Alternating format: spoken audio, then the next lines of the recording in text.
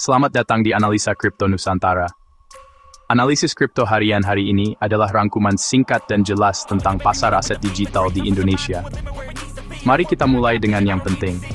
Pasar dibuka dengan goyangan, lalu bergerak dalam rentang yang sempit. Bitcoin sedikit mendingin setelah kenaikan semalam, sementara koin-koin besar lainnya berhasil bertahan di level penting. Bagaimana dengan altcoin? Campur aduk? Koin-koin utama dengan pendorong yang jelas menunjukkan performa bagus. Yang lainnya cenderung biasa saja.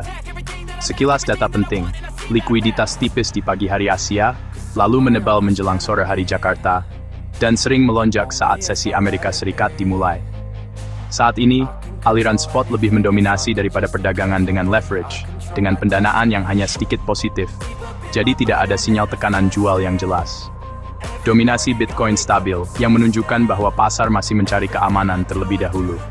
Khusus untuk Indonesia, pasangan rupiah, IDR, terus menunjukkan aktivitas yang sehat di bursa lokal, tetapi selisih harga melebar di luar jam kerja, jadi atur waktu pesananmu.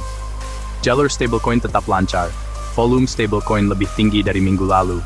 Ini tanda bahwa masyarakat lokal tetap siap untuk berinvestasi daripada mengambil risiko penuh. Ketika rupiah melemah, saya berhati-hati mengejar kenaikan harga yang terlambat pada pasangan yang dikutip dalam dolar AS.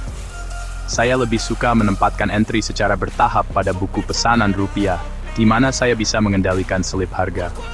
Dari sisi gambaran besar, sentimen risiko global itu penting.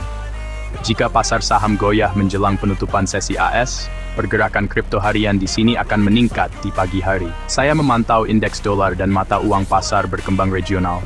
Jika dolar terus menguat, saya akan mengurangi ukuran posisi dan memilih level yang lebih jelas. Secara lokal, berita kebijakan bisa memengaruhi sentimen, tetapi harga tetaplah yang utama. Level-level penting, saya mengamati puncak ayunan sebelumnya sebagai resistensi dan titik terendah yang lebih tinggi terakhir sebagai batas saya.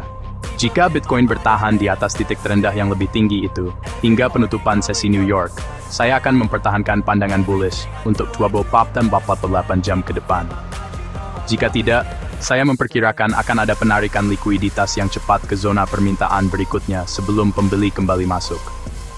Untuk ET dan L2 teratas, saya memperlakukan kenaik harga ke zona supply sebagai kesempatan untuk mengurangi posisi, dan penurunan harga ke zona breakout sebelumnya sebagai tempat untuk masuk secara bertahap, hanya jika volume mendukung. Saringan altcoin, narasi yang jelas, aktivitas on-chain, likuiditas di bursa. Jika tidak memiliki 2 dari 3 hal ini, saya tidak akan masuk. Narasi yang masih kuat, protokol dengan imbal hasil nyata dan biaya berkelanjutan, infrastruktur terkait ketersediaan data dan skalabilitas, proyek ekosistem Bitcoin dengan adopsi nyata. Saya menghindari buku pesanan yang tipis saat larut malam di Jakarta. Saya lebih suka melakukan eksekusi di siang hari ketika kedalaman pasar lokal cukup baik. Manajemen risiko, saya mengurangi ukuran posisi ketika pendanaan mulai positif dan sentimen terlalu euforia. Saya membiarkan keuntungan berjalan hanya setelah harga menembus resistensi dengan volume yang tinggi. Saya menempatkan stop loss di mana ide saya salah, bukan di mana kerugiannya lebih sedikit. Dan saya selalu berasumsi bahwa berita bisa muncul di luar zona waktu saya. Rencana saya hari ini, menunggu New York untuk menentukan arah, lalu mencari kelanjutan di pagi hari Asia besok. Jika Bitcoin berkonsolidasi di atas support dengan volatilitas yang menurun, saya akan mempertimbangkan untuk menambah posisi secara bertahap pada pasangan rupiah.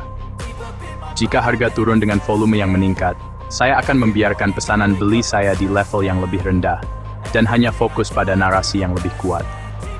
Catatan terakhir, tetap sederhana, level, likuiditas, dan disiplin. Saya akan memposting pembaruan jika ada perubahan struktur.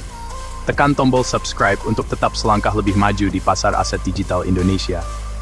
Terima kasih sudah menonton Analisa Kripto Nusantara. Sampai jumpa di sesi berikutnya.